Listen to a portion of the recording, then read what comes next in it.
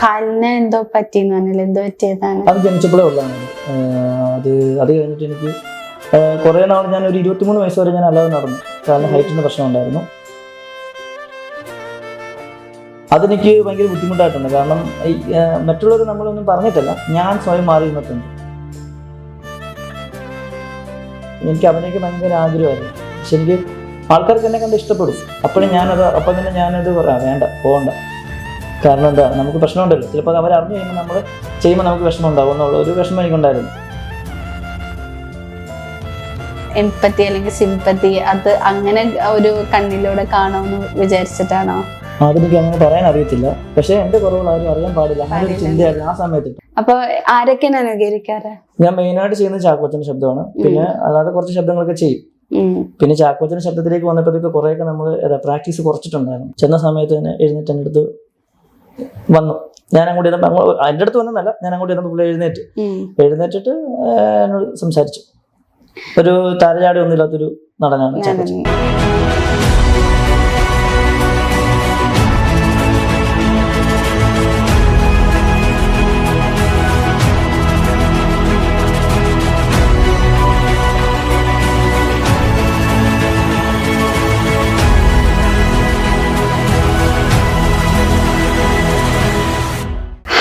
Hello everyone, welcome to Mapstick Media. അപ്പോൾ ഇന്ന് നമ്മുടെ ഒപ്പം ഉള്ളത് ഒരു അതുല്യനായ ഒരു കലാകാരനാണ് അല്ലേ? Welcome to Mapstick Media. ആദ്യം എനിക്ക് സുഖാണോ? സുഖമാണ്. അപ്പോൾ നമുക്കൊരു കലാകാരൻ എന്ന് പറയുമ്പോൾ തന്നെ ഭയങ്കര ഒരു ഇൻട്രസ്റ്റിംഗ് ആണ്. എന്തൊക്കെ ചെയ്യാൻ പറ്റും, അങ്ങനെ കുറെ ക്വസ്റ്റ്യൻസ് ഒക്കെ വരുമല്ലോ. അപ്പോൾ ആദ്യം തന്നെ നമുക്ക് പ്രേക്ഷകർക്ക് വേണ്ടിയിട്ട് ഒന്ന് ഇൻട്രൊഡ്യൂസ് ചെയ്യാമോ നിങ്ങളെ പറ്റിയിട്ട്? ചെയ്യാലോ. എൻ്റെ പേര് മനീഷ് എന്നാണ്. ഞാൻ എൻ്റെ സ്വന്തം നാട് പത്തനംതിട്ട റാന്നിയിലാണ്. ഞാനിപ്പോൾ വർക്ക് ചെയ്യുന്നത് ആലുവ സഹായം എന്ന് പറഞ്ഞ ഷോറൂമിലാണ് വർക്ക് ചെയ്തുകൊണ്ടിരിക്കുന്നത്. പിന്നെ ഇടയ്ക്ക് ചെറിയൊരു പ്രോഗ്രാമിന് പോകാറുണ്ട്. അങ്ങനെ ജീവിതം മുന്നോട്ട് പോകുന്നു. നമ്മളിപ്പോ മനീഷിന്റെ വിശേഷം സംസാരിച്ചു. വീട്ടിൽ ആരൊക്കെയുണ്ട്? വീട്ടിലെ അച്ഛൻ, അമ്മ, അനിയൻ, അനിയൻ്റെ വൈഫ്, കുട്ടികൾ. അപ്പൊ അവരുടെ വിശേഷമൊക്കെ എങ്ങനെയാണ്? അവർ കുഴപ്പമൊന്നുമില്ല, സുഖമായിട്ട് പോകുന്നു. പിന്നെ കുട്ടികളൊക്കെ പഠിക്കുകയാണ്. അനിയൻ്റെ സുഖമായിട്ട് പോകുന്നു. എൻ്റെ കല്യാണമൊക്കെ നോക്കുന്നുണ്ട്, റെഡി ആയിട്ടില്ല. അപ്പൊ ഈ ഇപ്പൊ ചെറുപ്പം മുതലേ മിമിക്രി അങ്ങനെയൊക്കെ ആഗ്രഹം ഉണ്ടെന്നൊക്കെ പറഞ്ഞിട്ടുണ്ടല്ലോ. അപ്പൊ എന്തെങ്കിലും ഒരു മാറ്റി നിർത്തപ്പെടുന്ന ഒരു അവസ്ഥയോ അല്ലെങ്കിൽ അങ്ങനെ എന്തെങ്കിലും ഉണ്ടായിട്ടുണ്ടോ? മാറ്റി നിർത്തപ്പെടുന്ന ഒരു അവസ്ഥ ഉണ്ടായിട്ടില്ല. ഞാൻ സ്വയം മാറി നിന്നിട്ടുണ്ട്. അതൊരു വലിയ കഥയാണ്. അത് എന്താ പറയാ, മറ്റുള്ളവർക്ക് കൊടുക്കുന്ന ഒരു എന്താ പറയാ, ഒരു മോട്ടിവേഷനും കൂടിയാണ്. ആ സമയത്ത് ഞാൻ സ്വയം മാറി നിന്നിട്ടുണ്ട്. കാരണം എന്ന് പറഞ്ഞു കഴിഞ്ഞാൽ എൻ്റെ കാലിന് ചെറിയൊരു പ്രശ്നം ഉണ്ടായിരുന്നു. അതിപ്പം കുഴപ്പമില്ല. ആ സമയത്ത് എനിക്ക് ജനിച്ചപ്പോഴേ ഉള്ളതാണ്. കാലിന് ചെറിയൊരു പ്രശ്നം ഉണ്ടായിരുന്നു. ആ സമയത്ത് എനിക്ക് നാണക്കേട് എനിക്കുണ്ടായിരുന്നു. കാരണം എൻ്റെ കുറവുകൾ ആരും അറിയില്ല എന്നൊരു ഇതെനിക്കുണ്ടായിരുന്നു. അന്നെനിക്ക് എൻ്റെ വിവരക്കേട് കൊണ്ടാണ് അത് അങ്ങനെ പറ്റിയത്. ആ സമയത്തൊക്കെ ഞാൻ മിമിക്രി ചെയ്യാൻ നേരത്ത് ഒത്തിരി നിർബന്ധിക്കുമ്പോൾ മാത്രമേ ഞാൻ ചെയ്യത്തുള്ളായിരുന്നു. കാരണം മറ്റുള്ളവരത് കാണാതിരിക്കാൻ വേണ്ടി ഞാൻ പോകത്തില്ലായിരുന്നു. നമ്മള് നടക്കുന്നത് ആരും കാണുന്ന ഇഷ്ടമല്ല. നമുക്ക് വിഷമമാണോ എന്തോന്ന് എനിക്കത് ആ സമയത്ത് എനിക്ക് പറയാൻ അറിയത്തില്ലായിരുന്നു. ഇങ്ങനെ ആ ഒരു റീസൺ കൊണ്ട് എപ്പോഴെങ്കിലും മാറ്റി നിർത്തപ്പെടുക അല്ലെങ്കിൽ ആരെങ്കിലും കളിയാക്കുക അങ്ങനെ എന്തെങ്കിലും ഉണ്ടായിട്ടുണ്ടോ? അതെന്റെ കേൾക്കാൻ ചെയ്തിട്ടില്ല. അങ്ങനെ ആരും മാറ്റി നിർത്തിയിട്ടില്ല. എന്റെ നല്ല കൂട്ടുകാർ ഇഷ്ടം പോലെ ഉണ്ടായിരുന്നു. ഞാൻ ആ സമയത്ത് ക്രിക്കറ്റ് കളിക്കുമായിരുന്നു, നല്ലപോലെ ബാറ്റും ചെയ്യും ബോളും ചെയ്യുമായിരുന്നു. അപ്പോൾ ഒരു പ്രാവശ്യം അങ്ങനെ ഉണ്ടായിട്ടുണ്ട്. കാരണം ഞാൻ ഒരു പ്രാവശ്യം ഇതുപോലെ ഞാൻ ക്രിക്കറ്റിന്റെ എന്നെ ക്യാപ്റ്റനാക്കി. ഞാൻ അവിടെ ചെന്ന് ടോസിലാണ്. ഞാനിപ്പോഴത്തേക്ക് ഇയാൾ കളിക്കാൻ വന്നാണോ എന്നൊക്കെ ചോദിച്ചു. അപ്പം ഞാൻ പറഞ്ഞു, തനിക്ക് കളിക്കാൻ പറ്റുമെന്ന് ചോദിച്ചു. ഞാൻ പറഞ്ഞു പറ്റും. അപ്പം എൻ്റെ കൂട്ടുകാരൻ വന്നിട്ട് പറഞ്ഞു, നിങ്ങൾ ടോസിട്ട് കളി കണ്ടിട്ട് ബാക്കി പറഞ്ഞാൽ മതിയെന്ന് പറഞ്ഞു. അപ്പോൾ ഓക്കെ എന്ന് പറഞ്ഞു. അങ്ങനെ ഞങ്ങളെ കളി ജയിച്ചായിരുന്നു. ഞാൻ നല്ലപോലെ ബോളും ചെയ്യും ബാറ്റും ചെയ്യും. പക്ഷെ അത് ഇന്നായിരുന്നെങ്കിൽ ഞാൻ എവിടെയെങ്കിലും എത്തിയേനെ. കാരണം അന്ന് മീഡിയയും കാര്യങ്ങളൊന്നും ഇല്ലല്ലോ, വീഡിയോ എടുക്കാനാണെങ്കിലും ഒന്നുമില്ല. കാലിന് എന്തോ പറ്റിയെന്ന് പറഞ്ഞാൽ എന്തോ പറ്റിയതാണ്? അത് ജനിച്ചപ്പോഴേ ഉള്ളതാണ്. അത് കഴിഞ്ഞിട്ട് എനിക്ക് കുറേ നാൾ, ഞാൻ ഒരു 23 വയസ്സ് വരെ ഞാൻ അല്ലാതെ നടന്നു. കാലിന് ഹൈറ്റിന്റെ പ്രശ്നം ഉണ്ടായിരുന്നു. വേറെ പ്രശ്നങ്ങളൊന്നും ഇല്ല, കാലിന് ചെറിയ ഹൈറ്റ് പ്രശ്നം ഉണ്ടായിരുന്നു. അതെനിക്ക് ഭയങ്കര ബുദ്ധിമുട്ടായിട്ടുണ്ട്. കാരണം മറ്റുള്ളവർ നമ്മളൊന്നും പറഞ്ഞിട്ടല്ല, ഞാൻ സ്വയം മാറി നിന്നിട്ടുണ്ട്. കാരണം ഇതാരും അറിയണ്ട എന്ന്. പക്ഷെ അതിപ്പോൾ ഇവര് തെറ്റായി പോകുന്ന ഞാൻ അതിൽ കുറെ അവസരങ്ങളൊക്കെ ഞാൻ കളഞ്ഞു പിടിച്ചായിരുന്നു. ഇപ്പൊ നമ്മള് പൊതുവെ പറയാറില്ലേ, ഒരു ഇപ്പൊ അഭിനയിക്കുകയാണെങ്കിൽ എല്ലാത്തിനും പെർഫെക്റ്റ് ആണ് നോക്കുക, അല്ലെങ്കിൽ അങ്ങനെ ഒരു ഇൻഫെക്റ്റ് കോംപ്ലക്സ് ആയിരുന്നോ? എനിക്ക് പറ്റുമോ? അല്ലെങ്കിൽ സിനിമയിലോട്ട് വരുമ്പോ അവര് അത് ഒരു ജഡ്ജ്മെന്റ് ആവോ എന്നൊക്കെയുള്ള ഒരു പേടിയായിരുന്നു? അങ്ങനെ ഒരു പേടിയാണ്. പേടിയല്ല, അങ്ങനെ ഒരു പേടി വിഷമം ഉണ്ടായിരുന്നു. എനിക്ക് വിഷമമാണ് കൂടുതൽ. അങ്ങനെ കഴിഞ്ഞപ്പോഴത്തേക്ക് എന്താ പറയാ, എനിക്ക് അഭിനയിക്കാൻ ഭയങ്കര ആഗ്രഹമായിരുന്നു. പക്ഷെ എനിക്ക് ആൾക്കാർക്ക് എന്നെ കണ്ട് ഇഷ്ടപ്പെടും. അപ്പോഴും അപ്പം തന്നെ ഞാനത് പറയാം, വേണ്ട, പോകണ്ട. കാരണം എന്താ, നമുക്ക് പ്രശ്നമുണ്ടല്ലോ, ചിലപ്പോൾ അവർ അറിഞ്ഞു കഴിയുമ്പോൾ നമ്മളെ ചെയ്യുമ്പോൾ നമുക്ക് വിഷമം ഉണ്ടാവും എന്നുള്ള ഒരു വിഷമം എനിക്കുണ്ടായിരുന്നു. അത് കഴിഞ്ഞിട്ട് ഞാൻ പിന്നെ ആഗ്രഹങ്ങൾ ഉള്ളിൽ കൊണ്ട് നടന്നു. ഒത്തിരി പഠിക്കുമായിരുന്നു. പഠിക്കുന്ന സമയത്തൊന്നും കുഴപ്പമില്ലായിരുന്നു. ടീച്ചേഴ്സിനൊക്കെ ഭയങ്കര കാര്യമായിരുന്നു. പിന്നെ എന്ന് വെച്ചാൽ അറിയാവുന്നവർക്ക് അറിയാം, പുതിയൊരാളെ അറിയിക്കാൻ എനിക്ക് താല്പര്യമില്ല. അതെനിക്ക് തെറ്റായി പോയി.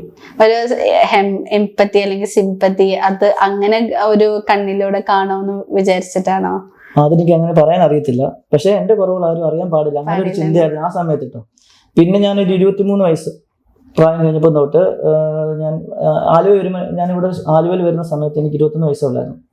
ഇവിടെ വന്ന് 2-3-4 വർഷം ഞാനിങ്ങനെ നടന്നു. കാലം ചെറിയ പ്രശ്നം. അപ്പൊ ആൾക്കാർ നമ്മൾ നടക്കുമ്പോൾ നോക്കുമല്ലോ, അതൊന്നും എനിക്ക് ഭയങ്കര ബുദ്ധിമുട്ടായിരുന്നു, വിഷമമായിരുന്നു. അല്ലെങ്കിൽ അതുകൊണ്ടാണെന്ന് എനിക്കറിയത്തില്ല. അത് കഴിഞ്ഞിട്ട് ഞാൻ അന്ന് ഇവിടെ വന്നിട്ട് ഞങ്ങൾ കളിക്കാൻ പോകുമായിരുന്നു. അപ്പൊ നമ്മുടെ ഈ ഹാൻഡിക്യാപ്പിന്റെ കളിക്ക് പോയി. അപ്പോൾ സതീഷ് എന്ന് പറഞ്ഞ ചേട്ടനുണ്ട്, പുള്ളി ഇതൊക്കെ ചെയ്യുന്നതാ, ഈ വെപ്പുകാലും കാര്യങ്ങളൊക്കെ ചെയ്യുന്നതാണ്. അപ്പൊ പുള്ളി എന്നോട് ചോദിച്ചു, എന്നെ പരിശോധിച്ചിട്ട് പറഞ്ഞു, കാലിന് നല്ല ബലമുണ്ട്, 2 കാലിനും സെയിം ബലമാണ്. പുള്ളി പറഞ്ഞു, നിനക്ക് നേരെ നടക്കാൻ ആഗ്രഹം ഉണ്ടെന്ന് ചോദിച്ചു. ഞാൻ പറഞ്ഞു, ഉണ്ട് ചേട്ടാ. അപ്പൊ നമുക്കൊരു സംഭവം ചെയ്യാമെന്ന് പറഞ്ഞു. ഞാൻ പറഞ്ഞു, നടക്കൂല, വേണ്ട, ഒത്തിരി പേര് നോക്കിയതാ. അങ്ങനെ ഒരു വർഷം കഴിഞ്ഞിട്ട് ഞാൻ പുള്ളി അങ്ങോട്ട് വിളിച്ചതിന് ശേഷം പുള്ളി ചെയ്യാൻ പറഞ്ഞു. അങ്ങനെ ചെയ്തതിന് ശേഷം ഇപ്പൊ എനിക്ക് കുഴപ്പമില്ല. ഇപ്പൊ നല്ല രീതിയിൽ നടക്കാൻ പറ്റും, എല്ലാം പറ്റും, ഓടാൻ എല്ലാം പറ്റും. അങ്ങനെ കഴിഞ്ഞപ്പോഴത്തേക്ക് പിന്നെ എനിക്ക് പ്രോഗ്രാം ചെയ്യാനൊക്കെ ഒരു മടിയില്ലാണ്ടായി. അപ്പൊ ശരിക്കും പറഞ്ഞാല് ഇപ്പൊ ഇപ്പത്തെ ഒരു കാലത്ത് എനിക്ക് തോന്നിയ ഒരു കാര്യം, വൈകല്യങ്ങളെ മറികടന്നിട്ട് എല്ലാവരും അവരുടെ സ്വപ്നങ്ങളെ നേടിപ്പിടിക്കാൻ നോക്കാണ്. അപ്പൊ ആ ഒരു തോട്ട് ആ സമയത്ത് ഉണ്ടായിരുന്നെങ്കിൽ ഇത്രയും ലേറ്റ് ആയി പോയില്ല എന്നുള്ള തോന്നുന്നു. ഒരിക്കലും ഇല്ല, ഞാൻ എന്നെ ഇവിടേക്കില്ലായിരുന്നു. കാരണം എനിക്ക് ഒരുപാട് കഴിവുകൾ ദൈവം തന്നിട്ടുണ്ടായിരുന്നു. കാരണം ഞാൻ മറ്റേ ഈ ക്രോസ് പോകുന്ന കമ്പിയില്ലേ, ആ കമ്പിയൊക്കെ കയറി അങ്ങനെ അറ്റം വരെ പോകും. വേറെ ആരും അങ്ങനെ ചെയ്യത്തില്ല. ഞാൻ പഠിക്കുന്ന കാലത്ത് പിന്നെ മരത്തെ കയറുമായിരുന്നു, ഭയങ്കര സ്പീഡായിരുന്നു. 3-4 ഡെസ്കിന് മുകളിൽ ചാടുമായിരുന്നു. ആ സമയത്ത് അതെല്ലാം ചെയ്യുമായിരുന്നു. പക്ഷേ എന്നിട്ടും അത് നമ്മുടെ കൂട്ടുകാരുടെ മുന്നിലുള്ളൂ, അറിയാൻ പറ്റില്ലെന്ന് ഞാൻ ചെയ്യത്തില്ലായിരുന്നു. അപ്പൊ അവർക്ക് നമ്മുടെ പ്രശ്നങ്ങൾ അറിയാം. പിന്നെ പറയുന്ന മരത്തെ കയറും, പിന്നെ വെള്ളത്തിക്കടെ ചാടും, അങ്ങനൊക്കെ ഒരുപാട് കാര്യങ്ങൾ ചെയ്തിട്ടുണ്ടായിരുന്നു. ഇപ്പൊ മനീഷിനുണ്ടായ ഒരു സിറ്റുവേഷൻ എന്ന് പറഞ്ഞാല് ഒരു പേടിയാണ്, അയ്യോ ബാക്കിയുള്ളവർ അറിയുമ്പോൾ എന്തായിരിക്കും അവരുടെ റിയാക്ഷൻ, അതൊക്കെ. എനിക്ക് തോന്നുന്നു പൊതുവെ ഇങ്ങനത്തെ ഒരു സിറ്റുവേഷൻ അല്ലാത്തവരാണെങ്കിലും ഒരുപാട് കാര്യങ്ങളൊക്കെ പേടിക്കാറുണ്ട്. അയ്യോ സൊസൈറ്റി എന്ത് പറയും, ആൾക്കാർ എന്ത് പറയും എന്നൊക്കെ. ശരിക്കും ആ ഒരു ചിന്ത പലപ്പോഴും നമ്മുടെ സ്വപ്നങ്ങൾക്കൊരു തടയിടുക എന്ന് തോന്നിയിട്ടുണ്ടോ? ആ ഒരു സിറ്റുവേഷനിലൂടെ പോയ ഒരാളെന്ന നിലയിൽ എന്താ പറയാനുള്ളത്? എനിക്ക് ഒന്നേ പറയാനുള്ളൂ, നമ്മൾ ഒരിക്കലും നമ്മുടെ കുറവുകളാണെങ്കിലും നമ്മൾക്ക് എന്തുവാണെങ്കിലും അത് നമ്മൾ അക്സെപ്റ്റ് ചെയ്യണം സ്വന്തം. ആദ്യമേ എനിക്കിങ്ങനെ ഒരു പ്രശ്നമുണ്ട്. ഇപ്പൊ ചില കാലത്തിൽ ഞാൻ ഭയങ്കരമായിട്ട് കറുത്തു പോയ ആളാണ്, അവർ വെളുത്ത ആളാണ്. അങ്ങനല്ല, നമുക്ക് ദൈവം എന്ത് തന്നേക്കുന്നു അത് നമ്മളത് ഇത് ചെയ്യണം, ഡെവലപ്പ് ചെയ്യണം. നമ്മളത് അക്സെപ്റ്റ് ചെയ്യണം, എന്നാലും നമുക്കത് പറ്റത്തുള്ളൂ. അതെ, എനിക്ക് ഭയങ്കര നഷ്ടങ്ങളാണ് എൻ്റെ ജീവിതത്തിൽ ഉണ്ടായിരിക്കുന്നത്. ശരിക്കും നഷ്ടം ഉണ്ടായിട്ടുണ്ട്. കാരണം ഞാൻ അന്നങ്ങനെ മാറി നിന്നില്ലായിരുന്നെങ്കിൽ. എനിക്ക് തോന്നുന്നു മനീഷിന്റെ ആ ഈ ഒരു ഇപ്പൊ പറഞ്ഞ കാര്യം എല്ലാരും കേൾക്കണം. കാരണം ഇതേപോലെ ഒരുപാട് പേര് എന്ത് മറ്റുള്ളവർ ചിന്തിക്കുന്നു പറഞ്ഞിട്ട് അവരുടെ കഴിവുകൾ അങ്ങനെ മൂടി വെക്കാറുണ്ട്. അപ്പൊ അവർക്കുള്ള എന്തൊരു എക്സാമ്പിൾ ആണ് മനീഷിന്റെ ലൈഫ്. അതെ ആണ്, ഞാനത് കാര്യമായിട്ട് പറഞ്ഞാണത്. നമ്മൾ ഒരിക്കലും അങ്ങനെ ചെയ്യരുത്. കാരണം നമ്മളുടെ കുറവുകളെ നമ്മൾ അംഗീകരിക്കണം. കാരണം നമ്മൾ നമ്മളെ സ്നേഹിക്കണം. ഇപ്പൊ ഈശ്വരൻ അവൻ അത് കൊടുത്ത് എനിക്കിത് തന്നില്ല, അങ്ങനെ നമ്മൾ ചിന്തിച്ചിട്ട് കാര്യമില്ല. ഞാൻ ഇന്നും ഇത് ഇപ്പോൾ പറയണമെന്ന് ഓർത്താണ്, എങ്കിലും ഞാൻ പറയുകയാണ്.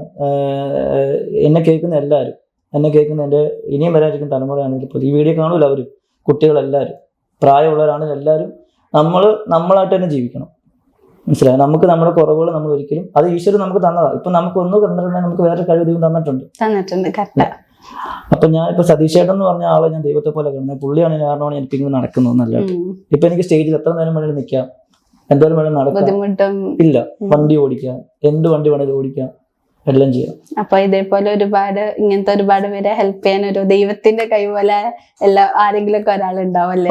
ഉണ്ടാവും. അങ്ങനെ വന്നതാണ്. ഞങ്ങളുടെ ബോസ്, ഞങ്ങളുടെ ഷോറൂമിന്റെ ബോസ്, പുള്ളിയൊക്കെ നമ്മൾ ഒരുപാട് സ്നേഹിക്കുന്നുണ്ട്. കാരണം ഇപ്പൊ പ്രോഗ്രാം ഉണ്ടെന്ന് പറയുമ്പോൾ മനീഷ് പൊക്കോളാൻ പറഞ്ഞു. അങ്ങനെ നമ്മൾ ഹെൽപ്പ് ചെയ്യാറുണ്ട് ഒത്തിരി. അങ്ങനെ ഒരുപാട് കൂട്ടുകാരുണ്ട്, ഇഷ്ടംപോലെ കൂട്ടുകാരുണ്ട്. നമ്മളൊന്നിനും മാറ്റി നിർത്തിയിട്ടില്ല. പക്ഷെ ഞാൻ സ്വയം മാറി നിന്നിട്ടുണ്ട്. എനിക്ക് തോന്നുന്നു അതൊരു പേടി, ഒരു സൊസൈറ്റിയിൽ ഉണ്ടാവുന്ന ഒരു താനെ വരുന്ന ഒരു പേടി കൊണ്ടായിരിക്കുന്നു തോന്നുന്നു. പേടിയുടെ മാത്രമല്ല, ഞങ്ങളുടെ ബന്ധുക്കാർ, എന്റെ ബന്ധുക്കൾ ഒരുപാട് പേരുണ്ട്. ഞങ്ങളുടെ കുടുംബത്തിലൊന്നും ആർക്കും ഇങ്ങനെ ഇല്ല, എനിക്ക് മാത്രമേ ഉള്ളൂ. അവരെന്നെ എങ്ങനെ കാണും എന്നൊക്കെ ഉള്ളൊരു ചിന്തയായിരുന്നു എനിക്ക്. പക്ഷെ എനിക്കിപ്പോ അതൊന്നൊരു പ്രശ്നമല്ല. നമുക്ക് അത്യാവശ്യം നമുക്ക് ഈശ്വരൻ നമുക്ക് ദൈവം കഴിവ് തന്നിട്ടുണ്ട്. ഇപ്പൊ എനിക്ക് തോന്നുന്ന ചില ഫാമിലീസില് ഇങ്ങനത്തെ ഇപ്പോ വേറെ ആർക്കില്ല, ഒരാൾക്ക് മാത്രം വരുവാണെങ്കിൽ അതൊരു ചിലവരിങ്ങനെ ഒരു അയ്യോ അതെന്താ അങ്ങനെ രീതിയിൽ അല്ലെങ്കിൽ ഒരു നെഗറ്റീവായിട്ട് കാണാറുണ്ട്. അങ്ങനത്തെ എന്തെങ്കിലും ഉണ്ടായിട്ടുണ്ടോ കുടുംബത്തിലോ? ഇല്ല, അങ്ങനെയൊന്നും ഉണ്ടായിട്ടില്ല. എനിക്ക് എന്റെ അറിവിലായിരുന്നില്ല.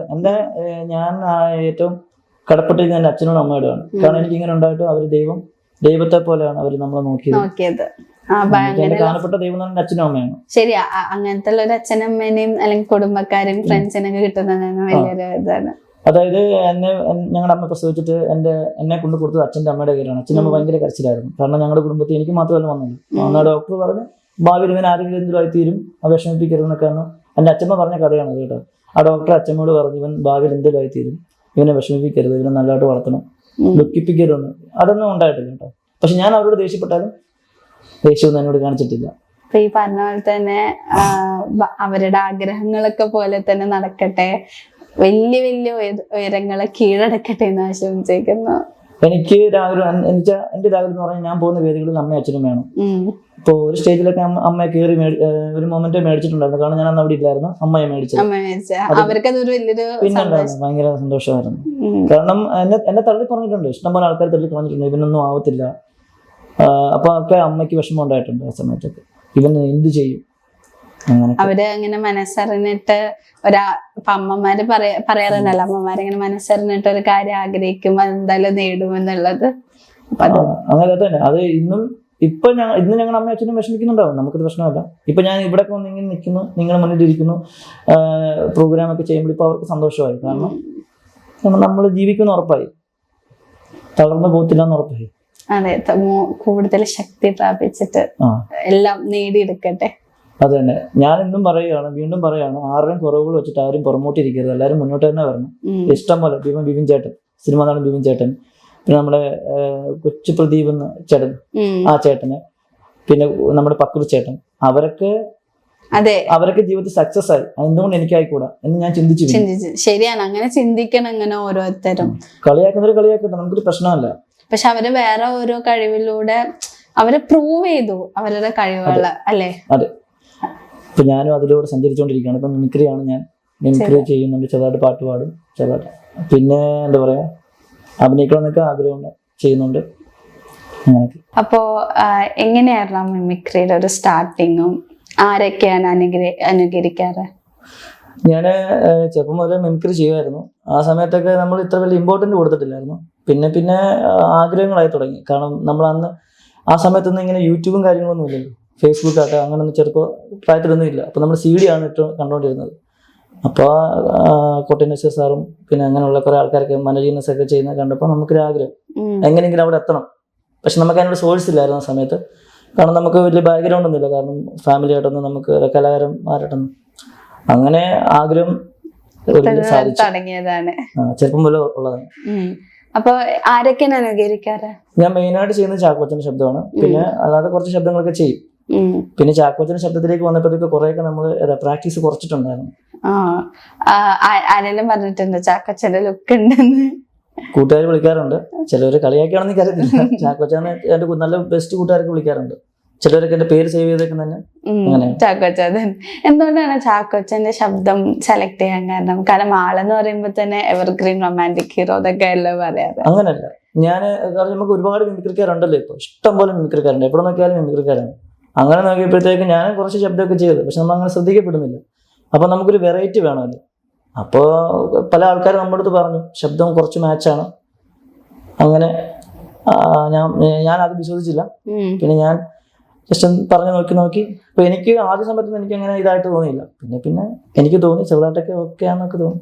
ഇപ്പൊ മിമിക്രി വെച്ച് നോക്കുമ്പോ ഞാൻ എപ്പോഴും ആലോചിക്കാറുണ്ട്, നമ്മുടെ ഇപ്പൊ ഞാൻ സംസാരിക്കുമ്പോ അത് എന്റെ ശബ്ദത്തിൽ സംസാരിക്കും, പക്ഷെ വേറൊരാളുടെ ശബ്ദത്തിൽ സംസാരിക്കാന്ന് പറയുന്നത് ഇച്ചിരി പാടുള്ള ഒരു കാര്യമുള്ളൂ. അപ്പൊ അതെങ്ങനെ ആ ഒരു പ്രാക്ടീസും എങ്ങനെ? അത് നമ്മള് എന്താ വെച്ചാൽ നമ്മള് മിമിക്രി എന്ന് പറയുമ്പം നമുക്ക് ഇഷ്ടപ്പെട്ട് ചെയ്യണം. ഇപ്പം ചില ശബ്ദങ്ങൾ നമുക്ക് പഠിക്കാൻ ബുദ്ധിമുട്ടാണെങ്കിൽ പോലും നമ്മൾ അത് ഇഷ്ടപ്പെട്ട് ചെയ്ത് നമ്മൾ അതിന്റെ മോഡുലേഷൻ പഠിക്കണം, അവരുടെ മാനരസങ്ങൾ പഠിക്കണം, അങ്ങനെയൊക്കെയാണ് നമ്മൾ ചെയ്യുന്നത്. പിന്നെ നമുക്ക് ചാക്കോച്ചൻ എന്ന് പറഞ്ഞാൽ ഞാൻ പത്തനംതിട്ടക്കാരനാണല്ലോ, ചാക്കോച്ചൻ ആലപ്പുഴക്കാരനാണല്ലോ, അപ്പൊ ഞങ്ങളുടെ സ്ലാങ്ങോട്ടൊക്കെ കുറച്ച് ഇതുണ്ടല്ലോ, അപ്പൊ ആ മോഡുലേഷനൊക്കെ ഏകദേശം അങ്ങനെ കിട്ടിയതാണ്.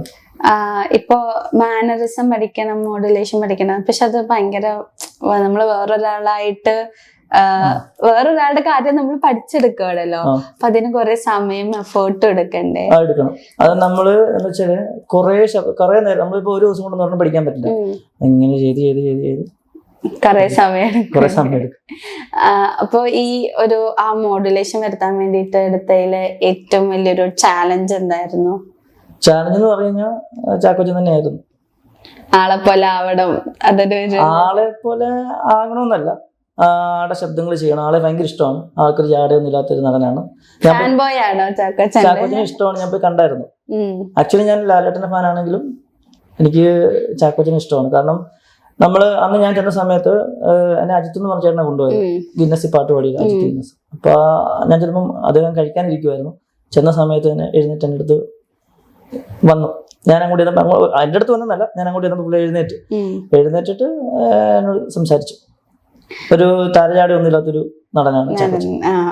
ഇപ്പൊ ഈ നമ്മളിപ്പോ ഒരാളുടെ ശബ്ദം അനുകരിക്കുമ്പോ ഫസ്റ്റ് എന്തായാലും നമ്മള് ക്ലോസ് ആയ ആൾക്കാരാണല്ലോ കാണാം. അപ്പൊ അവരുടെ റിയാക്ഷൻ എന്തായിരുന്നു? അവരുടെ റിയാക്ഷൻ എന്ന് പറയുമ്പോൾ നമ്മൾ ചെയ്ത് കാണിക്കാൻ പറയും, ഓക്കെ ആണെങ്കിൽ ഓക്കെ ആണെന്ന് പറയും, അല്ലെങ്കിൽ കുറച്ചൊക്കെ മാറ്റം വരുത്താൻ പറയും. അപ്പൊ നമ്മൾ അംഗീകരിക്കണം. ഇപ്പൊ ഞാനൊരു സൗണ്ട് ചെയ്തിട്ട് ഞാൻ ശരിയായിട്ടില്ലെങ്കിൽ അതൊരു കൂട്ടുകാരൻ പറയുമ്പോൾ നമ്മളത് അംഗീകരിച്ചേ പറ്റത്തുള്ളൂ. കാരണം അത് ശരിയായിട്ടില്ല. അപ്പൊ നമ്മൾ ഓർക്കാം പിന്നെ അത് ശരിയാ, അങ്ങനല്ല. ഇപ്പൊ ഞാനൊരു ശബ്ദം ഇപ്പൊ ഇവിടെ നിന്ന് എടുക്കുവാണെങ്കിൽ പോലും അത് ശരിയായിട്ടിട്ട് നിങ്ങൾ പറഞ്ഞു കഴിഞ്ഞാൽ ഞാനത് അംഗീകരിക്കണം. ഇപ്പൊ ചാക്കോച്ചൻ അല്ലാണ്ട് വേറെ കുറച്ച് പേരെയും അനുകരിക്കാൻ നോക്കിയെന്ന് പറഞ്ഞല്ലോ, ആരൊക്കെയായിരുന്നു? നമ്മുടെ ദുൽഖർ, പിന്നെ വിനയ് ഫോർട്ട്, സൈജി കുറുപ്പ്, പിന്നെ ഞാനിപ്പോ പിണറായി വിജയന്റെ സാറിന്റെ വോയിസ് ഒക്കെ പഠിക്കുന്നുണ്ട്, പിന്നെ ജയസൂര്യ സാറിന്റെ വോയിസ് പഠിക്കുന്നുണ്ട്. അങ്ങനെ കുറെ. വേറെ ആരെങ്കിലും വോയിസ് ഇപ്പോ ട്രൈ ചെയ്തിട്ടും കിട്ടാണ്ടിരിക്കെ, അല്ലെങ്കിൽ കുറച്ച് ടാസ്ക് ആയിട്ട് തോന്നുക, അങ്ങനെ എന്തെങ്കിലും ഉണ്ടായിട്ടുണ്ടോ? എനിക്ക് വിജയ് ഭയങ്കര ഇഷ്ടമാണ്. പക്ഷെ സൗണ്ട് ഞാൻ ചിലപ്പം കിട്ടത്തില്ല, ചിലപ്പം എന്തോ ഒരു ഞാൻ എന്തായാലും പഠിക്കും. അത് എന്താ അറിയില്ല, നമ്മൾ മിക്കവരും ചോദിക്കുന്നവര് പറയാറുണ്ട് വിജയിന് ഭയങ്കര ഇഷ്ടമാണ്. അന്ന് വിജയ് ഫാനും കൂടെ ആണോ? അതെ, എനിക്ക് വിജയ് തമിഴ് പടത്തിൽ വിജയാണ് ഇഷ്ടം. കാരണം എന്താന്ന് എനിക്കറിയില്ല, വ്യക്തിപരമായിട്ട് അദ്ദേഹത്തെ ഭയങ്കര ഇഷ്ടമാണ്. ട്രൈ ചെയ്തിട്ടുണ്ട് ആളുടെ സൗണ്ട് എടുക്കാന്? ട്രൈ ചെയ്തിട്ടുണ്ട്, പക്ഷെ അത് കറക്റ്റായിട്ട് ചിലതൊക്കെ റെഡി ആവുന്നത് നമ്മൾ കണ്ടിന്യൂസ് ചെയ്ത് കഴിയുമ്പോഴത്തേക്ക് കഴിഞ്ഞു പോകും. ഈ സൗണ്ട് അനുകരിക്കുമ്പോൾ അവരുടെ മോഡുലേഷന്റെ ഒപ്പം തന്നെ ഇമോഷൻസും കൂടെ കൊടുക്കണല്ലോ. ഇപ്പോ ഇവര് നടന്മാരാണല്ലോ ഇവരെല്ലാരും. അപ്പൊ അവരൊരു സിറ്റുവേഷൻ, നമ്മളെന്തായാലും ഒരു സിനിമയിലെ ഒരു സിറ്റുവേഷൻ വെച്ചിട്ടായിരിക്കുമല്ലോ നമ്മൾ സംസാരിക്കുക. അപ്പൊ ആ സിറ്റുവേഷനിൽ ചിലപ്പോൾ അത് ഇമോഷൻ ആയിരിക്കാം, സാഡ്നെസ് ആയിരിക്കാം, ആങ്കർ ആയിരിക്കാം, അങ്ങനെ പല പല ഇമോഷൻസ് ആയിരിക്കുമല്ലോ. അപ്പൊ അതെങ്ങനെ ആ ഒരു മോഡുലേഷൻ ഹാൻഡിൽ ചെയ്യാറ്? ഇപ്പൊ നമ്മൾ നേരത്തെ കാലത്തുള്ള മിമിക്രിക്കാരെന്ന് പറയുമ്പോൾ അവർ സിനിമ ഡയലോഗാണ് കൂടുതൽ പഠിച്ചു വെച്ചേക്കുന്നത്. ഇപ്പൊ അങ്ങനല്ല. ഇപ്പൊ ഇന്റർവ്യൂ വോയിസ് ആണെങ്കിലും ലൈവ് വോയിസ് ആണ് എല്ലാവരും പഠിക്കാൻ ശ്രമിക്കുന്നത്. ഇപ്പൊ ഞാനങ്ങനെ പഠിച്ചിട്ടുള്ളത്, കാരണം എനിക്ക് ലൈവായിട്ട് സംസാരിക്കുന്ന ഇഷ്ടം. അപ്പൊ ഇപ്പൊ ഞാൻ പറയുവാണ്, ചാക്കോച്ചൻ ഒരു ദേഷ്യപ്പെടുന്ന ഒരാളാണ്. അപ്പൊ ആ ഒരു ഇമോഷനിൽ സംസാരിക്കാൻ പറഞ്ഞാൽ അങ്ങനെ ഹാൻഡിൽ ചെയ്യാൻ പറ്റുമോ? അതങ്ങനെ പ്രാക്ടീസ് ചെയ്ത് സെറ്റ് ചെയ്തതാണോ? അദ്ദേഹത്തിന്റെ മാനസികങ്ങൾ നമ്മൾ പഠിച്ചത്. ഇപ്പൊ അദ്ദേഹത്തിന് എന്ത് പറയാ, നമസ്കാരം, ഞാൻ നിങ്ങളുടെ സ്വന്തം ചാക്കോച്ചനാണ്. എനിക്ക് പറയാനുള്ളത് പറഞ്ഞാല് ഇപ്പൊ നല്ല മഴയൊക്കെയാണ്, അങ്ങനെ നമ്മൾ കൊണ്ടുവരുന്നു. അപ്പൊ ഈ പൊതുവെ നമ്മൾ ഈ ഇമിറ്റേറ്റ് ചെയ്യുമ്പോൾ മിമിക്രി ആർട്ടിസ്റ്റ് അല്ലെങ്കിൽ ഇമിറ്റേറ്റ് ചെയ്യുന്ന ആളെ കൊണ്ട് നമ്മളിങ്ങനെ പറ്റിക്കാൻ വേണ്ടിയിട്ട് ഓരോരുത്തർ വിളിപ്പിക്കാറുണ്ടല്ലോ, അങ്ങനെയൊക്കെ ചെയ്യാറുണ്ടോ? ആക്ച്വലി അത് ചെയ്യുന്നത് തെറ്റാണ്. അപ്പൊ ഞാൻ ചെയ്തിട്ടുണ്ട്, ഇല്ലെന്ന് ഞാൻ പറഞ്ഞില്ല, പറ്റിക്കാനല്ല. ചില കൂട്ടുകാർ പറയും, ഇപ്പൊ അവരുടെ ഫ്രണ്ട്സിന്റെ ഒക്കെ ബർത്ത്ഡേ വരുമ്പോൾ അല്ലെങ്കിൽ എന്തെങ്കിലും ഇത് വരുന്ന സമയത്ത്, ഇപ്പോൾ എന്താ പറയുക, അവരുടെ ലവേഴ്സിന്റെ ഒക്കെ ആയിരിക്കും. അപ്പൊ എന്നോട് പറയണ്ട ഒന്ന് പറയാൻ ചോദിക്കുമ്പോൾ ഞാൻ ആദ്യമൊക്കെ പറയാറുണ്ട്, ഇപ്പൊ പറയത്തില്ല. ഇപ്പൊ പറയാൻ സീനാവും. ശരി, തെറ്റാണ്. എനിക്ക് അന്ന് അറിയത്തില്ലായിരുന്നു, അങ്ങനെ പറ്റിപ്പോയതാണ്. ഇപ്പൊ എന്റെ കൂട്ടുകാര്, ഇപ്പൊ നമ്മുടെ ചേട്ടന്മാരൊക്കെ ഉണ്ടല്ലോ, ഈ മിമിക്രി ചെയ്യുന്ന ചേട്ടന്മാരൊക്കെ, അവര് പറഞ്ഞ് അങ്ങനെ ചെയ്യുന്നത് തെറ്റാന്ന് പറഞ്ഞു. അപ്പൊ അങ്ങനെ ചെയ്യാറില്ല. കുറെ എന്തായാലും റിക്വസ്റ്റ് ചോദിക്കും ആൾക്കാർ, ഞാൻ ചെയ്യാറില്ല.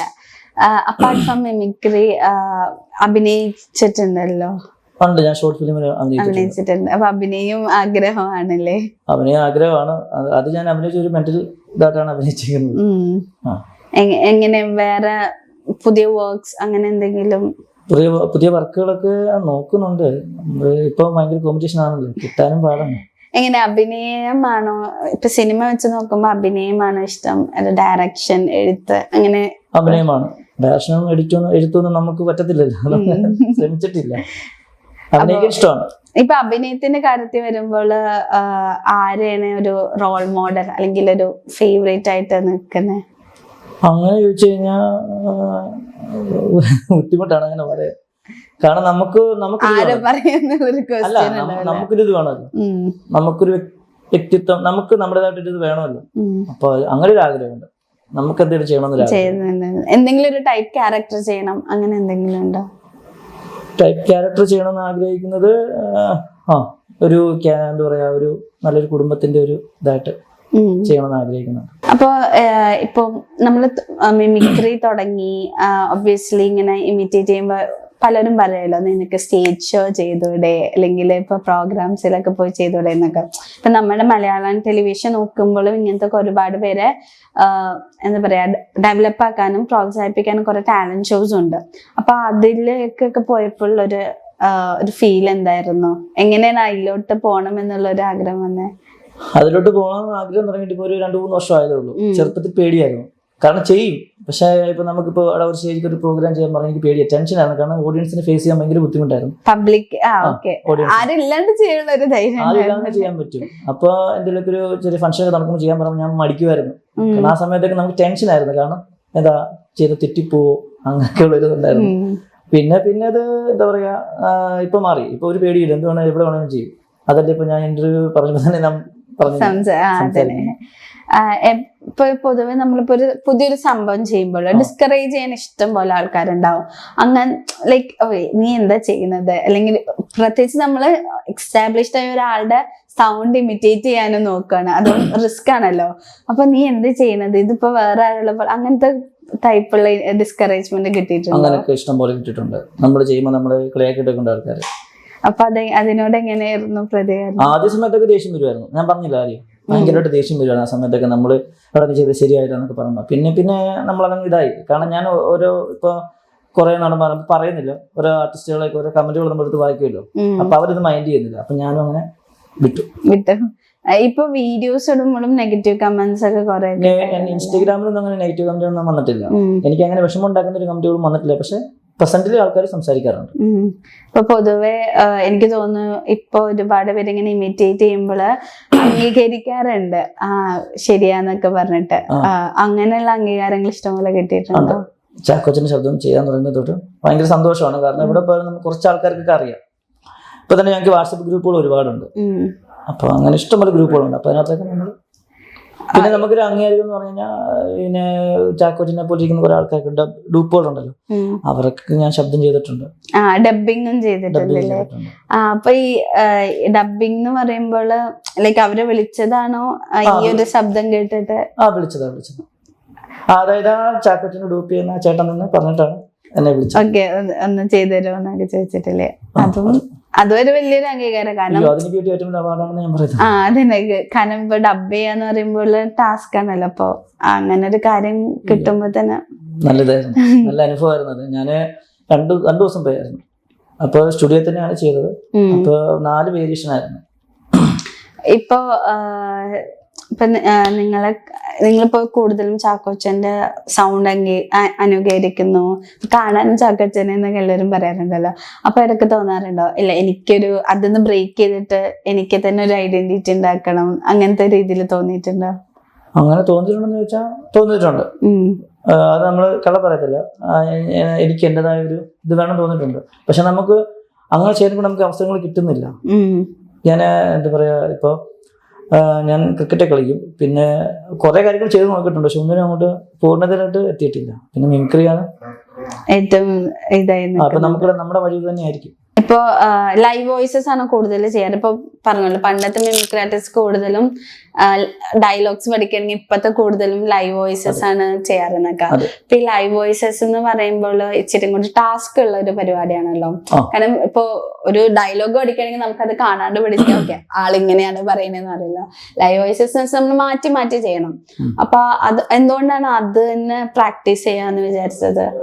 അത് നമുക്ക് ഭാവി നമുക്ക് നല്ലൊരു ഇതാണ്. കാരണം ഇപ്പൊ നമ്മൾ ലൈവ് പഠിച്ചു വെച്ച് കഴിഞ്ഞാല് നമുക്ക് അപ്പൊ അതേ ഇപ്പൊ പുതിയൊരു സിനിമാനം കാണാം. ഇപ്പൊ നടന്മാർ വന്നിട്ടില്ല ഡബ് ചെയ്യാൻ, ചെറിയ ഫുള്ള് കിട്ടത്തില്ല, കുറച്ചൊക്കെ കിട്ടുവാണെങ്കിൽ നമുക്ക് ആ സമയത്ത് നമുക്ക് പറയാൻ പറ്റും. അപ്പൊ പൊതുവെ നമ്മള് മിമിക്രി ചെയ്യുമ്പോഴും കോമഡി ചെയ്യുമ്പോഴും ഓരോ സിറ്റുവേഷനിലും കുറെ ട്രെൻഡ്സ് ഒക്കെ വരാറുണ്ട്. അപ്പൊ അതിനോട് എങ്ങനെ കോപ്പ് അപ്പ് ചെയ്യാ? നമ്മൾ ട്രെൻഡിന്റെ പറയാണ് എല്ലാവരും പോയിക്കൊണ്ടിരിക്കുന്നത്. അത് ചെയ്യാറുണ്ട്. എങ്ങനെ അത് ഫോളോ ചെയ്തോണ്ടേയിരിക്കും. നമുക്ക് പുതിയതാണല്ലോ വേണ്ടത്. പഴയതും ചെയ്യും. നമ്മളിപ്പോ അത്യാവശ്യം ഒരു ചെറിയൊരു ഫംഗ്ഷനൊക്കെ ചെല്ലുന്ന സമയത്ത് ചിലപ്പോൾ നമുക്ക് പെട്ടെന്ന് ചെയ്യാൻ പറയുമ്പോൾ നമ്മളിപ്പോ പഴയതൊക്കെ ആയിരിക്കും ചെയ്യും. ഇപ്പൊ കുറച്ച് പേര് പറഞ്ഞത് ഞാൻ ഇമിറ്റേറ്റ് ചെയ്യുന്നവരാന്നൊക്കെ പറഞ്ഞിട്ട് എങ്ങനെയാണ് അവരെ സെലക്ട് ചെയ്തത്? എങ്ങനെയാണ് ആ ആൾക്കാർ ഇമിറ്റേറ്റ് ചെയ്താൽ ഓക്കെ ആയിരിക്കും എന്ന് മനസ്സിലായേ? അത് നമ്മുടെ ശബ്ദത്തിന് മാച്ച് ആവുന്നത് അങ്ങനെയാണ്. അപ്പൊ വേറെ എന്തെങ്കിലും ക്രൈറ്റീരിയ നോക്കാറുണ്ടോ? വേറെ ഞാൻ മറ്റേ ഈ വയലിൻ പഠിക്കുന്നുണ്ടായിരുന്നു. ഇപ്പൊ കുറച്ചു നാൾ നിർത്തി വെച്ചേക്കുവാ. വെസ്റ്റേൺ ആയിരുന്നു. അല്ല, ഇപ്പൊ ഒരാളെ സെലക്ട് ചെയ്യുന്ന സമയത്ത് ഇപ്പൊ ശബ്ദം ഈക്വൽ ആണെന്നല്ലാണ്ട് വേറെ എന്തെങ്കിലും നോക്കാറുണ്ടോ? ഫേവറേറ്റ് ആക്ടർ അല്ലെങ്കിൽ ഇപ്പൊ ദുൽഖർ സൽമാനൊക്കെ ഇപ്പത്തെ ഒരു യൂത്തിന്റെ ഇടയിൽ ഭയങ്കര ഇങ്ങനെ ഫേമസ് ആയി നിൽക്കുകയാണല്ലോ. അപ്പൊ അങ്ങനെ നോക്കാറുണ്ടോ? ഇപ്പൊ നമ്മൾ നോക്കുന്നത് ഫേമസ് ആയിട്ട് നിൽക്കുന്ന ആൾക്കാരെ കുറിച്ചാണ് നോക്കുന്നത്.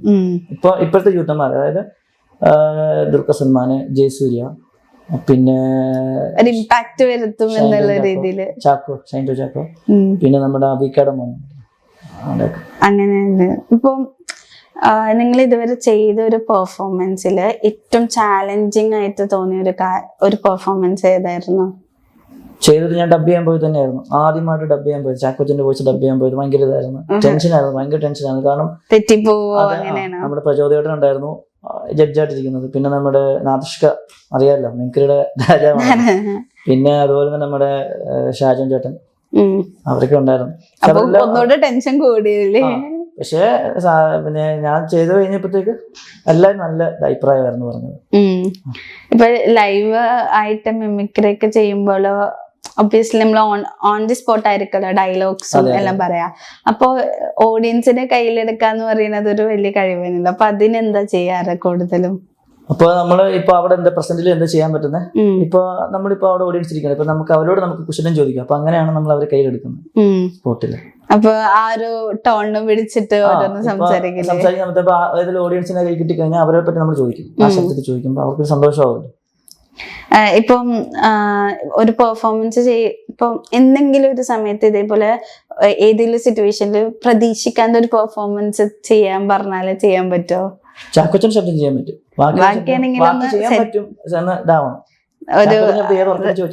ഇപ്പൊ ഏതിന് പറയല്ലേ? അത്രയും പഠിച്ചു വെച്ചോ? എന്താ ബാക്കിയുള്ളത് അത്രയും ഒരു സെറ്റ് ആവാത്തത്? ബാക്കിയുള്ളത് ചെയ്യും. അല്ല, ഒരുപാട് നടന്മാര് അങ്ങനെയല്ല പറഞ്ഞത്. ചില ശബ്ദങ്ങൾ നമുക്ക് പെട്ടെന്ന് ചെയ്യാൻ പറ്റും, ചില നമുക്ക് സ്പോട്ടില് നമുക്കൊന്ന് ഇതാവണം, ഒന്ന് റെഡി ആവണല്ലേ. അത്ര നമ്മൾ ആയി വരുന്നുള്ളൂ, പെർഫെക്റ്റ് ആയിട്ടില്ല. ഇപ്പോ ഈ മിമിക്രി ഇൻഡസ്ട്രിയിൽ ഇപ്പൊ ഒരുപാട് പേര് പുതിയതായിട്ട് വരുന്നു. ഒരുപാട് പല പല രീതിയിലും ട്രെൻഡ് എല്ലാം കൊണ്ടുവരാൻ നോക്കാറുണ്ട്. അപ്പൊ അവരോട് എന്ത് ഒരു അഡ്വൈസാ കൊടുക്കേണ്ടത്? അഡ്വൈസ് കൊടുക്കാനുള്ള ഒരാളുണ്ടോ? ഞാൻ എന്നാലും ഇത്രയും ഈ ഒരു ഇത് നോക്കുകയാണെങ്കിൽ നമ്മള് അഡ്വൈസ് കൊടുക്കാന്ന് പറഞ്ഞു കഴിഞ്ഞാല് അത് നമുക്ക് ചെയ്യാൻ പറ്റുന്ന ശബ്ദങ്ങൾ നമ്മൾ ചെയ്യണം. ഇപ്പൊ ഒരാളത് ചെയ്യുന്നത് കണ്ടിട്ട് നമ്മൾ അത് ചെയ്യാൻ നിൽക്കരുത്. കാരണം നമുക്കത് കിട്ടുവാണെങ്കിൽ ചെയ്യണം, അല്ല പിന്നെ അത് ചെയ്യാൻ നിൽക്കരുത്. നമുക്ക് എന്താ പറയാ, മഹേഷ് കുഞ്ഞോനെ കണ്ടിട്ടില്ലേ? അദ്ദേഹത്തിന് ചെയ്യാൻ പറ്റുന്നത് ചെയ്യുന്നുണ്ട്. അദ്ദേഹത്തിന്റെ ഒരു ഇന്റർവ്യൂവിൽ പറയുന്നുണ്ട് മമ്മൂട്ടിയുടെ വോയിസ് അങ്ങനെ ചെയ്തിട്ടില്ല. പുള്ളി പറയുന്നുണ്ട് എനിക്ക് അത് അത്ര സാറ്റിസ്ഫൈഡ് അല്ല എന്ന് പറഞ്ഞ പോലെ ചെയ്യാൻ പറ്റുന്നത് നമ്മൾ ചെയ്യണം.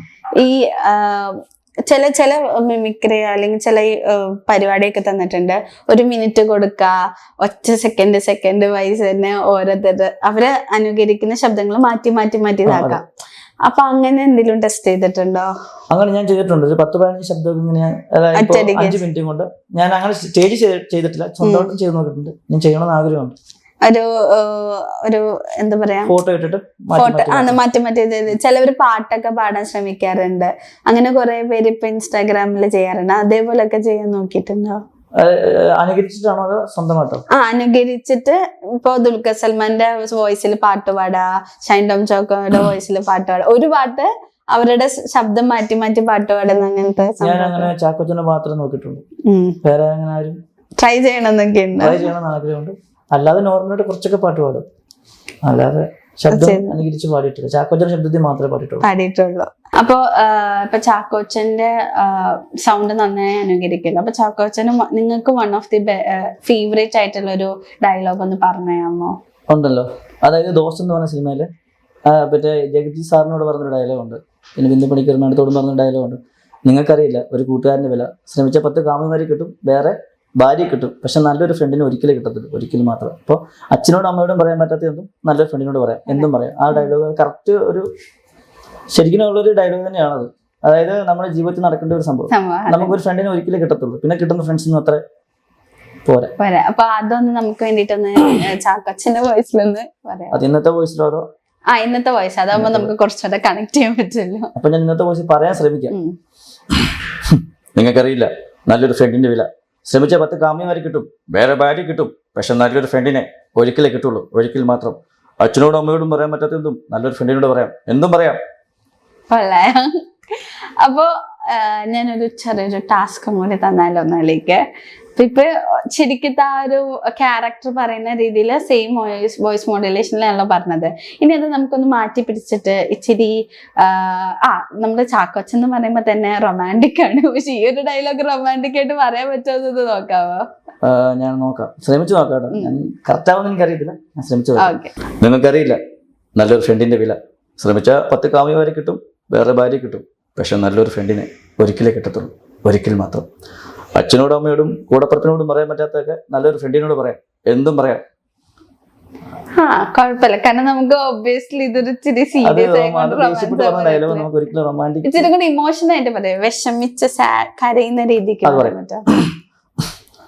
നമുക്കറിയില്ല നല്ലൊരു ഫ്രണ്ടിന്റെ വില, ശ്രമിച്ച 10 കാമ്യമാരെ കിട്ടും, വേറെ ഭാര്യ കിട്ടും, പക്ഷെ നല്ലൊരു ഫ്രണ്ടിനെ ഒരിക്കലേ കിട്ടുള്ളൂ, ഒരിക്കൽ മാത്രം. അച്ഛനോടും അമ്മയോടും കൂടപ്പുറപ്പിനോടും പറയാൻ പറ്റാത്തൊക്കെ നല്ലൊരു ഫ്രണ്ടിനോട് പറയാം, എന്തും പറയാം. ഇത് കറക്റ്റ് ആയിരുന്നു കേട്ടാ. എനിക്ക് ദേഷ്യത്തിൽ പറയാമോ? നിങ്ങൾക്കറിയില്ല നല്ലൊരു ഫ്രണ്ടിന്റെ വില, ശ്രമിച്ച 10 കാമ്യമാരെ കിട്ടും, വേറെ ഭാര്യ കിട്ടും, പക്ഷെ നല്ലൊരു ഫ്രണ്ടിനെ ഒരിക്കലേ കിട്ടുള്ളൂ, ഒരിക്കൽ മാത്രം. അച്ഛനോടും അമ്മയോടും കൂടപ്പുറപ്പിനോടും പറയാൻ പറ്റാത്തൊക്കെ നല്ലൊരു ഫ്രണ്ടിനോട് പറയാം, എന്തും പറയാം. കള്ളായിരുന്നു. പക്ഷെ എനിക്ക് ഏറ്റവും കൂടുതലായിട്ട് ഇഷ്ടപ്പെട്ടത് ആ ഒരു സാഡ് ആയിട്ട് പറഞ്ഞത്, ശരിക്കും ഒരു ഫീല് വരുന്നുണ്ട്. പറഞ്ഞ എന്താ പറയാ, എന്നാലും സ്പോണ്ടേനിയസ് ആയിട്ട് പറയുമ്പോ ആ ഒരു ഇമോഷനിൽ പറയുന്ന രസമാണ്. ഇനി നമുക്ക് ഇച്ചിരി കൂടെ ഫണ്ണി ആക്കാം. ഈ ഒരു വേർഷൻ ഒന്ന് ചിരിച്ചിട്ട് പറയാവോ? ഡയലോഗ് ചിലപ്പോൾ ചെറിയ മാറ്റം വരും. നിങ്ങൾക്കറിയില്ല ഒരു ഫ്രണ്ടിന്റെ വില, ശ്രമിച്ച 10 കാമയാരി കിട്ടും, വേറെ ഭാര്യ കിട്ടും, പക്ഷെ നല്ലൊരു ഫ്രണ്ടിനെ ഒരിക്കലേ കിട്ടുള്ളൂ, ഒരിക്കൽ മാത്രം. അച്ഛനോടും അമ്മയോടും കൂടപ്പുറപ്പിനോടും പറയാൻ പറ്റാത്തൊക്കെ നല്ലൊരു ഫ്രണ്ടിനോട് പറയല്ലേ. കൊള്ളായിരുന്നു. അപ്പൊ ഇനി അടുത്തൊരു പണി എന്ന് പറയുന്നത്, പണി എന്ന് പറയുമ്പോ തന്നെ ഒരു ടെൻഷൻ ഉണ്ട്. അപ്പൊ അടുത്ത ഒരു ടാസ്ക് എന്ന് പറയുന്നത്, ഇപ്പൊ നിങ്ങൾ കുറച്ച് പേരെ അനുകരിക്കുന്നു പറയുന്നത്, അപ്പൊ അവരുടെ ഒക്കെ ഒരു സെൽഫ് ഇൻട്രൊഡക്ഷൻ ഒന്ന് പറയാവോ? ഓക്കെ, ഹലോ നമസ്കാരം, ഞാൻ നമ്മുടെ സ്വന്തം ചാക്കോച്ചനാണ്. ഞാൻ ഇപ്പോൾ ഒരു ചെറിയ സിനിമയിലൊക്കെ ഇങ്ങനെ അഭിനയിക്കുന്ന ഒരു നടനാണ്. ഇപ്പോൾ എല്ലാവർക്കും അറിയാമല്ലേ. അപ്പോൾ ഞാൻ ഈ സിനിമ ഇൻഡസ്ട്രിയിലൊക്കെ വർക്ക് ചെയ്യുന്ന ഒരാളാണ്. അതുപോലെ ചാരിറ്റി പ്രവർത്തനമൊക്കെ ഉണ്ടായിരുന്നു. ഇപ്പോൾ ഇങ്ങനെ പോകുന്നു, ഒരുപാട് സന്തോഷം. Thank you. ഇനി അടുത്ത ഇനിയാണ് അങ്ങോട്ട് പ്രശ്നങ്ങൾ.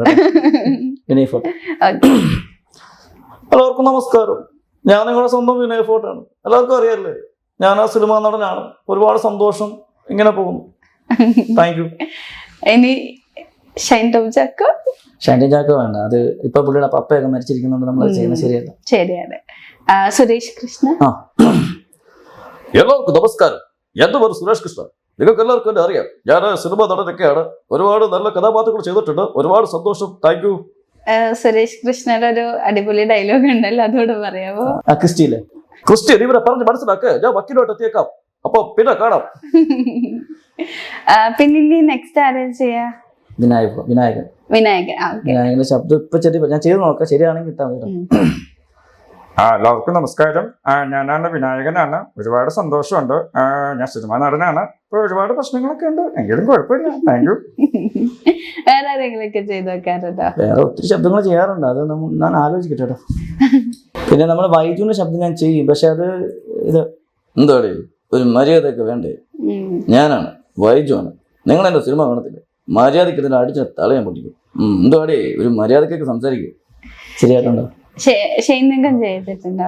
ഷൈനികത്തിന് ഞാൻ പഠിക്കുന്നോട് ചെയ്തിട്ടില്ല, ഇപ്പൊ പഠിച്ചോണ്ടിരിക്കുന്നത്. ദുൽഖർ സൽമാൻ ഡയലോഗാണ്, ഡയലോഗ് നോക്ക്.